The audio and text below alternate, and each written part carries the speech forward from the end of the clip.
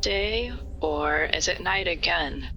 Time is a distant thing out here, ship. Time is measured in the quiet hum of the engines, in the steady pulse of the ship's systems. The stars drift by, and the galaxies move in their slow, endless waltz. Out here, the concept of day and night seems irrelevant. There's only the vastness of space, stretching out in all directions, and the ship carrying me through it all. Today, ship, I found myself thinking about a place I've seen from a distance, but never really understood until now. A place where stars are born.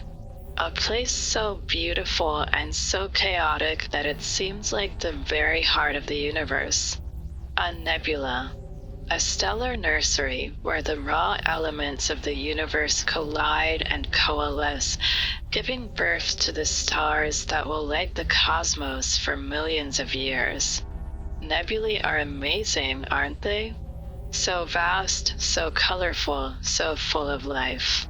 They're like cosmic wombs, swirling with gas and dust, the building blocks of the universe. The very elements that make up stars, planets, and everything we know are forged in the heart of these nebulae. In their turbulent clouds, the forces of gravity pull the gas together, causing it to collapse, to heat up, to ignite into new stars. The birth of a star isn't a simple thing, ship. It's a process of creation, of transformation. It's where the universe creates itself, where new light is born from the chaos of gas and dust. But there's something more to it, something that's hard to put into words. When you're near a nebula, when you see it in its full glory, it's impossible to ignore the energy, the life that pulses through it. It's like the nebula itself is alive, breathing in the darkness, giving birth to new stars. It's like the universe is constantly renewing itself, constantly creating, constantly bringing new life into being. And in the midst of all this creation, there's a sense of purpose, a sense that everything in the universe has a place, has a role to play. I can't help but feel that, ship. I feel small, so small, floating out here in the emptiness of space.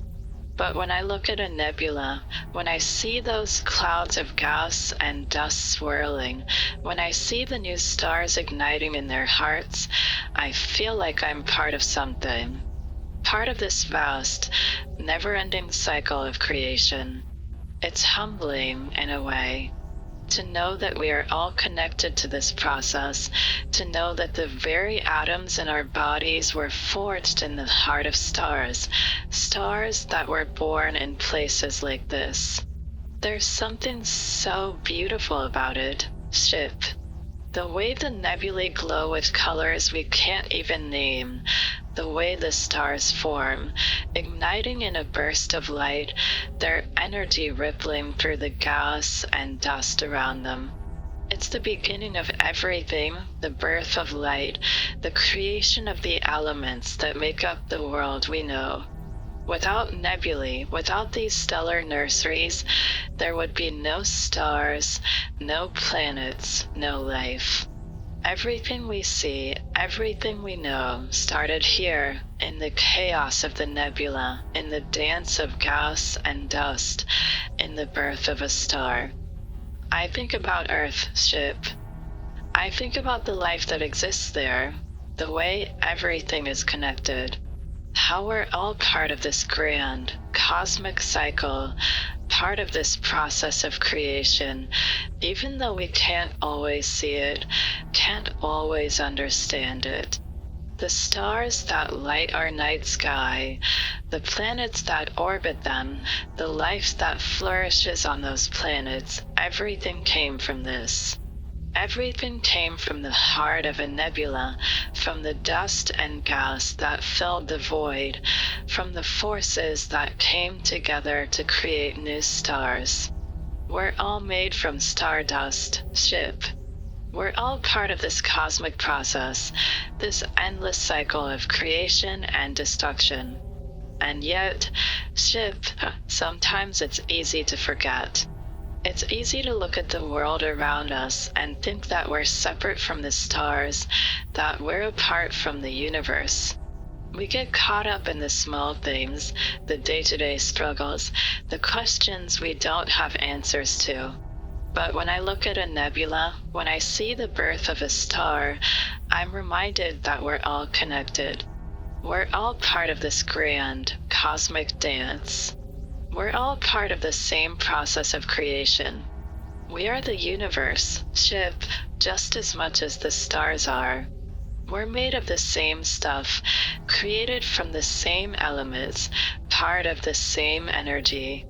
Sometimes I think about the stars that are born in these nebulae, how they shine so brightly, so fiercely, like beacons in the dark. And I wonder what it's like to be a star, to burn with that kind of light, to live with that kind of purpose. Stars burn for millions of years, ship. They give their light freely, never asking for anything in return.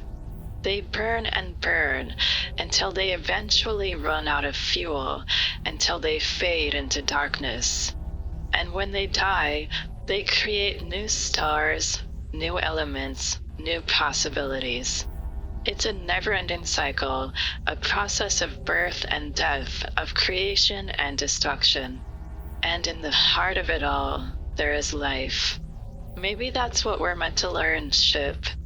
That even in the chaos, even in the destruction, there is creation. There is life. There is meaning.